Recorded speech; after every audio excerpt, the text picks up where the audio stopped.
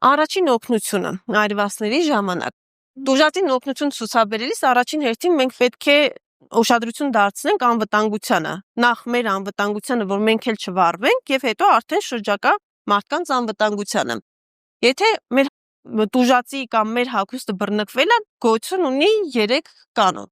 կանգնել, ընկնել եւ գլորվել։ Այս պարագայում մենք փորձելու ենք կանգնած տեղից ընկնել եւ գլորվելու միջոցով օդի մուտքը սահմանափակել տվյալ զոնա եւ փորձել կրակը մարել։ Շատ դեպքերում, երբ որ պատերազմի ժամանակ մարդիկ այրվել են, խուճապի են մատնվել եւ վազել են։ Վազելու միջոցով մենք նույնիսկ կտարածենք մեր կրակը եւ ավելի շատ կունենանք այրված։ Այս պարագայում, եթե տեսնում եք խուճապի մատնված մարդ, դուք ինքներդ պետքա իրան գցեք գետնին եւ իր գլորեք, չգլորվեք, նույնիսկ եթե վախենում եք դիպչել տվյալ հիվանդին, այդ պարագայում ծածկոցների միջոցով, հնարավորինս խիտ ծածկոցների միջոցով պետքա օդի մուտքը տվյալ զոնա մենք սահմանափակենք եւ փորձենք դադարեցնել կրակը, հա, իր վրա ծածկոցներ եք սկսելու նետել։ Այրվածքի մակերեսից պետքա արագ հեռացնենք հագուստը, բայց պատերազմի դաշտում պետքա ուշադիր լինեք, որ եթե արդեն իսկ հագուստը այրվել է եւ կպել է մաշկին վերքը առաջացել, այս պարագայում եթե մենք հանենք հագուստը, որ արդեն վերք առաջացած մաշկին է դիպել, մենք ավելի շատ վնասելու ենք, քան օգնելու։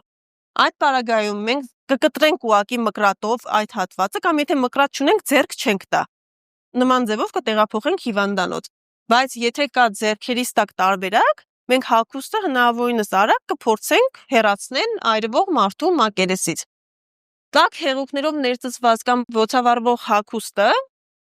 ավելի երկար են ներգործում մակերեսին, այսինքն մենք կարող ենք ասել, որ լավ, ենթադրենք տաք հեղուկով ինչ-որ մակերեսը ուշադրություն չդարձնենք այդ պահին, բայց ինքը ավելի խորը վնասվածքներ առաջացնի, քան բուն կրակը, որ տվյալ պահին ոցավառվում էր, հա։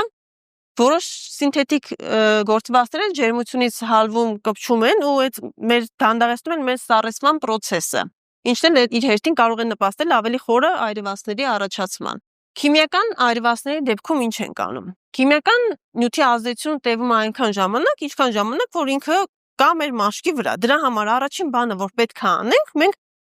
չոր կամ սերիլ մատերիալով պետք է փորձենք տվյալ քիմիական նյութը հեռացնենք վառվողի կամ մեր վրայից։